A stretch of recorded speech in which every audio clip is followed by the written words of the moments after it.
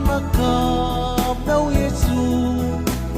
huwag kita iyaroy pandingay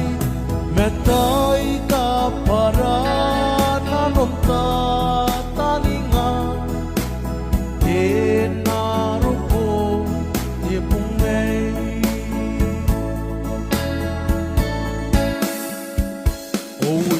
Yoni meki iyay tika taninga au tita mira ako o don te meyo na o kete aki paani ti meyo pa anariki Pakamiwa ang nanaraki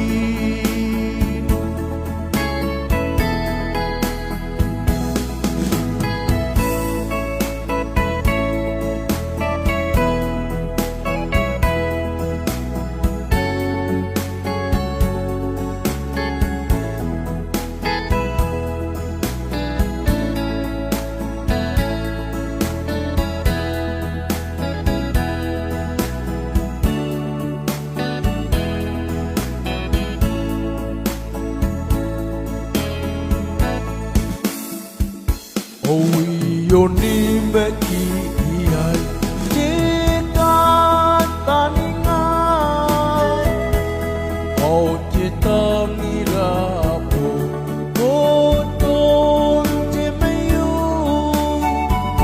au keke aki paani ti meyo pa